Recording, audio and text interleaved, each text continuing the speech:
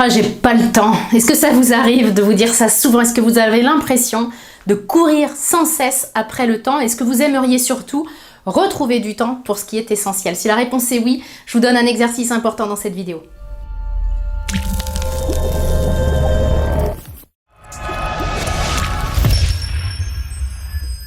Bonjour, mon nom est Nathalie Martin, je suis coach en éveil de conscience auprès des hommes et des femmes qui veulent une vie remplie de sens et d'abondance à tous les niveaux. Si c'est votre première visite ici sur ma chaîne, soyez les bienvenus. Je vous invite à vous abonner pour avoir en priorité mes prochaines vidéos et également à télécharger mon coffret 3 clés pour redonner du sens à votre vie. J'ai pas le temps. Je pense que ça fait partie des phrases les plus répandues de la langue française. Quand on parle avec des gens, eh bien très souvent, cette phrase du fait de manquer de temps pour faire les choses revient dans la conversation. Je voudrais faire du sport, mais j'ai pas le temps. Je voudrais avancer sur mes projets, mais j'ai pas le temps. Je voudrais passer du temps en famille, mais j'ai pas le temps. Si seulement j'avais le temps. Il y en a combien qui attendent la retraite avec impatience pour retrouver du temps? Puis quand on connaît des retraités et quand on leur parle, eh bien on s'aperçoit que eux aussi nous disent qu'ils manquent de temps, qu'ils n'ont pas le temps. Cette absence de temps, ce manque de temps, en tout cas cette impression de manquer de temps, elle est vraiment généralisée. Moi parfois ça me fait penser au lapin dans Alice au pays des merveilles. Vous savez, le en retard, je suis en retard. On a l'impression que la société est truffée de petits lapins qui n'ont jamais le temps de faire des choses. Alors il n'y a pas de jugement dans ce que je vous dis parce que moi non plus j'avais pas le temps.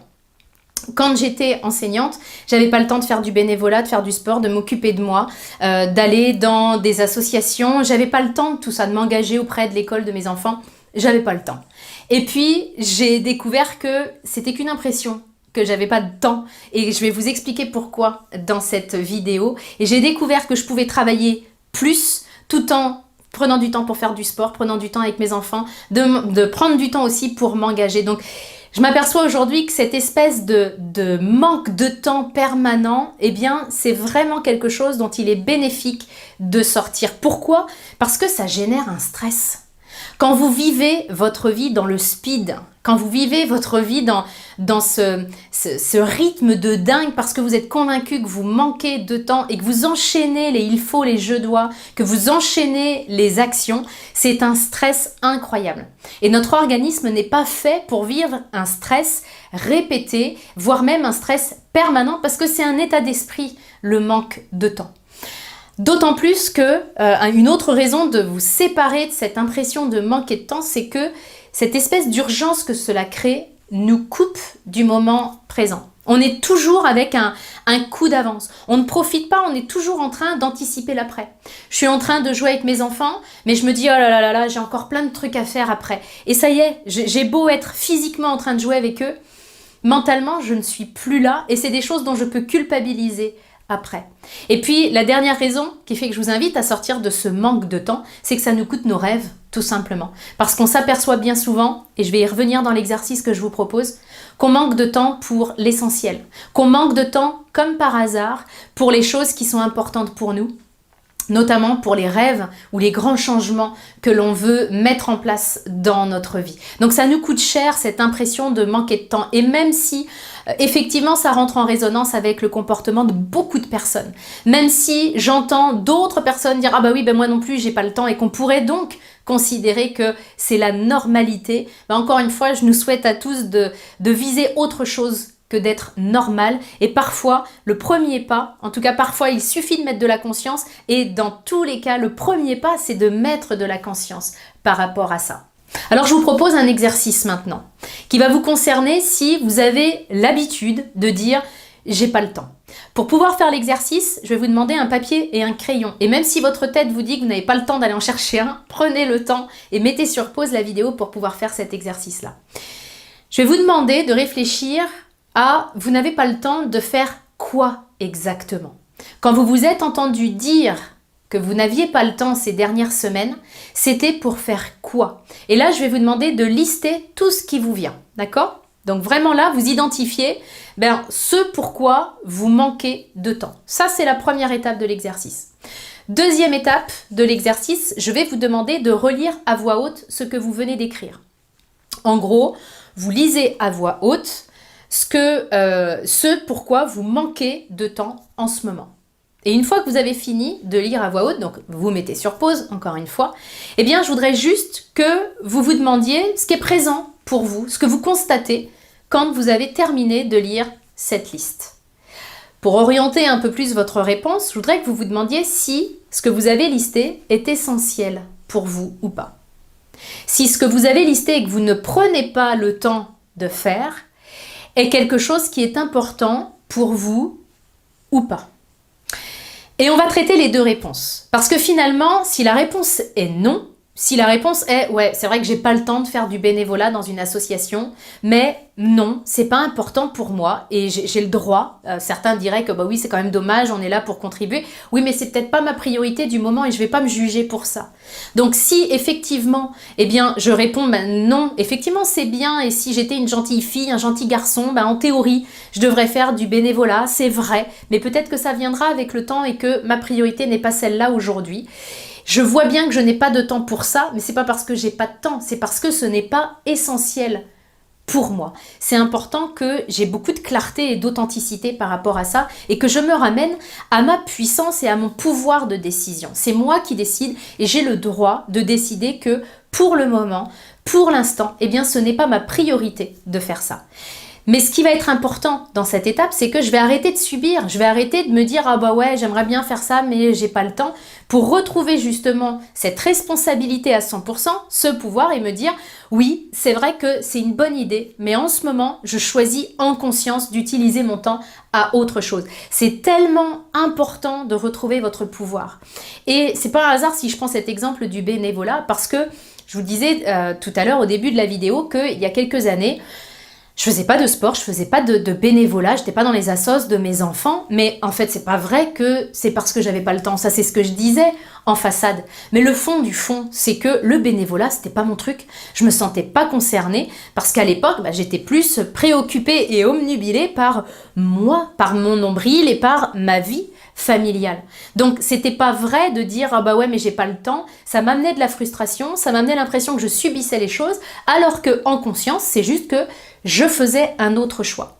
Donc c'est ce que je vais vous demander pour votre liste là où vous avez écrit des choses que vous n'avez soi-disant pas le temps de faire. Eh bien je vais vous demander de barrer tout ce que vous choisissez en conscience de ne pas faire maintenant. Reprenez votre pouvoir par rapport à ça. Maintenant on va s'attaquer aux autres items, à ceux justement, aux sujets, aux actions peut-être que vous avez effectivement écrites sur votre feuille et pour lesquels oui c'est important, c'est-à-dire que quand je relis je me dis ouais effectivement j'ai pas le temps, j'ai pu le dire au niveau du sport alors que je me sens mal dans ma peau, j'ai pu le dire au niveau de voir mes amis alors que je les aime énormément, j'ai pu le dire sur des actions que j'ai à mettre en place pour faire avancer un projet qui va me permettre de quitter mon job. Et ça, ce sont des choses extrêmement essentielles pour moi. Donc là, maintenant, on va travailler avec celle-là. Toutes les choses que vous avez écrites sur votre feuille, pour lesquelles vous ne prenez pas de temps, vous aurez remarqué que j'ai pas dit j'ai pas le temps, mais pour lesquelles vous n'investissez pas de temps, il se peut fort que ce soit de l'auto-sabotage. Le manque de temps, c'est vraiment une manière de se savonner la planche et de se donner des bonnes excuses pour pas aller justement dans des sujets qui sont plus challengeants pour nous. Parce que peut-être qu'effectivement, je passe pas de temps à développer un projet alors que je me fais croire que j'adorerais le mettre au monde, le réaliser, mais il y a une partie de moi qui est morte de trouille. Et cette partie de moi-là, elle s'organise pour qu'il y ait toujours une bonne raison pour que je manque de temps sur l'essentiel. Entre parenthèses, parfois, voire même dans la plupart des cas, on s'aperçoit que ce pourquoi je n'ai pas le temps, comme par hasard, c'est les choses qui sont importantes pour moi. Parce que comme par hasard, pour toutes les obligations des autres, pour tous mes il faut et mes je dois, eh bien ça, je me donne pas le choix et je le prends le temps. Et je trouverai toujours du temps pour mes enfants, pour mon conjoint, pour mon boulot, mais pour ce qui vibre vraiment à l'intérieur de moi. Eh bien là, bizarrement, c'est pas la même donne et je vais pouvoir buter en touche et remettre à plus tard à chaque fois que c'est quelque chose d'important pour moi. C'est vraiment un comportement sur lequel il faut mettre de la lumière pour que ça puisse s'arrêter. C'est vraiment important de ne plus vous cacher derrière cette excuse de je n'ai pas le temps. D'ailleurs, ce que je vais vous proposer, c'est qu'à chaque fois que vous allez vous entendre à partir d'aujourd'hui dire je n'ai pas le temps, je vais vous proposer de vous corriger. C'est pas vrai que vous n'avez pas le temps. Je vous invite vraiment à arrêter de le croire. Remplacer par je ne prends pas le temps. Je ne prends pas le temps de faire du sport pour moi, par exemple, de faire du sport ou de faire des actions pour moi. Et demandez-vous tout de suite si c'est bon pour moi. Est-ce que c'est bon pour moi d'agir comme ça? Généralement, la réponse, elle sera évidente, ce sera un grand non.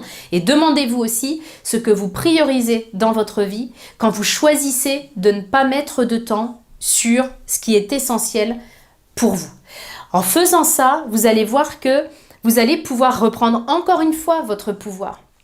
Vous allez pouvoir réajuster vos actions parce que peut-être que vous allez prendre conscience qu'effectivement, c'est toujours vous en deuxième dans votre vie. Et ça ne peut plus durer plus longtemps. Encore une fois, je l'ai déjà dit dans plusieurs vidéos, vous êtes le personnage principal dans votre vie. Vous n'êtes pas venu faire de la figuration et ça doit se voir même dans la manière dont vous gérez votre temps. L'idée, c'est que votre agenda soit le reflet de ce qui est important pour vous. Donc ça, c'est quelque chose que vous pouvez faire d'ores et déjà. Regardez votre agenda, votre manière de vous organiser et est-ce que vous êtes bien sûr, ou en tout cas assurez-vous que votre agenda reflète ce qui est important pour vous. La manière dont vous maîtrisez votre temps, elle est vraiment très révélatrice de deux choses.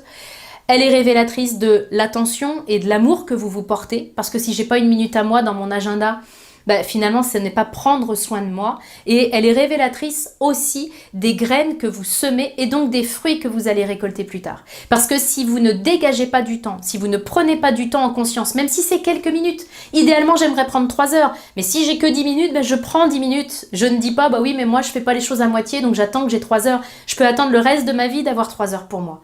Donc, je fais avec les moyens du bord, mais je prends ce temps-là pour moi, pour m'assurer encore une fois que je suis bien le personnage principal de ma vie et que les fruits que les graines que je sème aujourd'hui sont bien en corrélation avec les fruits que je veux récolter plus tard. Et prendre du temps pour un projet, par exemple, important aujourd'hui, ça vous garantit d'avoir les fruits de ce projet plus tard. Voilà ce que je voulais vous partager dans cette thématique du manque de temps. Je sais que beaucoup de personnes ont l'impression de manquer de temps. C'est que le résultat de notre perception, c'est que le résultat de notre rapport au temps. Faites l'exercice que je vous ai proposé. Je tiens l'intention qu'il vous permette de faire des choix en conscience et des choix éclairés sur comment vous utilisez votre temps parce qu'on a tous 24 heures par jour. Et ce qui change d'une personne à une autre, c'est la manière dont nous allons utiliser ce temps. Si cette vidéo vous a plu, si elle vous a aidé, je vous invite à la liker, la partager pour m'aider à transformer positivement le plus grand nombre de vies possibles et je vous en remercie. À très bientôt.